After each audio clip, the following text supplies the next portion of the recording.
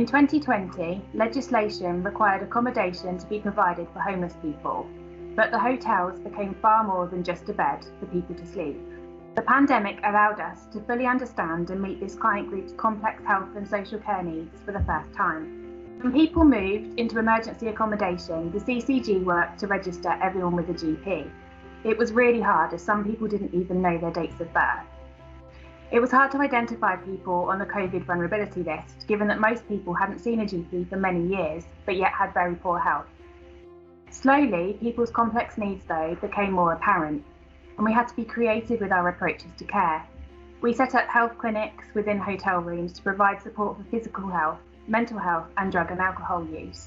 So we set about working with the CCG to work in partnership with them with clinics they were setting up for this group of people in order that we could provide leaflets around fire safety in various languages, actually have our members of staff attend the clinics to offer face-to-face advice. Some of the other good work CCG, the fire service did with Bedfordshire Police was around the issues around drug dealing and antisocial behaviour around the hotels. So we made sure our vehicles and the hotel location was added to our Red Routes scheme, which meant any fire engine returning to an incident in the area would go past, and that visual deterrent would stop some of those behaviours happening. So it's a really good example of the Fire and Rescue Service, the CCG and other partners in social care, local authorities and Bedfordshire Police working together to really support and ensure the safety of the group of homeless people that had been moved into the hotel as a result of the COVID pandemic. As people began to feel safe and trust services, engagement improved, and we worked hard to empower people to make their own decisions about their healthcare. People were being housed far more quickly now, and with a home comes improved health, and with improved health comes improved independence. The hotel was inundated with donations, clothing, food, and even furniture, so that when people were housed, they had possessions to go with them. Despite an awful year in so many ways, the outcomes for this client group has been one of hope. Hoarders are often hidden from view. They can be associated with stigmas such as messy houses, untidy houses, unclean, smelly houses. So we very much, working in partnership with the CCG, want our staff and our teams to really ensure that we view hoarders as people and look to really work with them. Over the last year, the health services, fire and local authorities identified 115 people who hoard locally. Only 7 of those people, though, have had contact with social care within the last year. People who hoard often have very complex needs and therefore need multi-agency approaches to care. So I wanted to speak about a case Bedfordshire Fire and Rescue Service were involved in, and we'll say it's Mr D for the purposes of the case study. Mr D was a reasonably young man who had an accident which resulted in him losing one of his legs, which affected his mobility.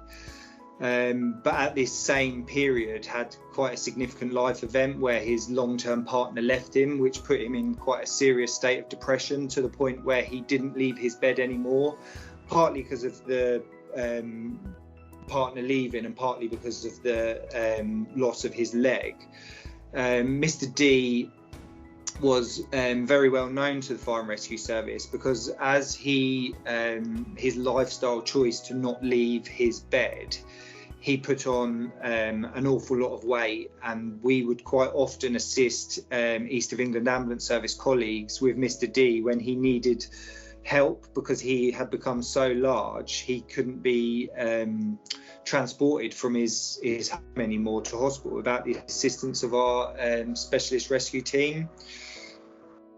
I think Mr D was a good example where we liaised very well with colleagues in East of England Ambulance Service, with partners in health, with partners in social care, and although there was some really good work, I think there could have been some more joined up work if we had the soon to be launched hoarding protocol and we could really get that multi-agency view of what was going on in Mr D's life and some of those other professionals around the table.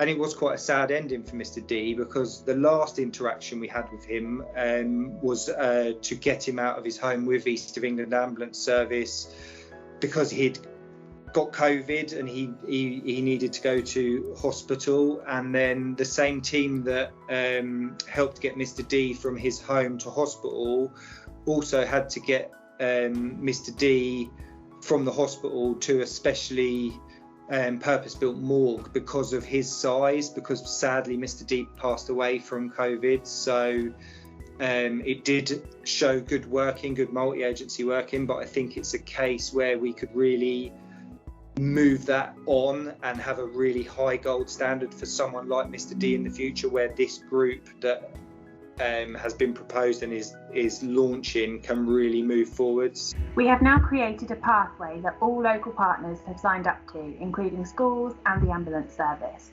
We also created a multi-agency hoarding panel, which will be personalised according to people's needs and will be attended by senior representatives from all local agencies to bypass normal organisational barriers. The pandemic has forced hidden communities to become noticed. It has emphasised the need for professionals to work flexibly and therefore overcome systematic barriers, which can achieve equality to some otherwise forgotten people in society.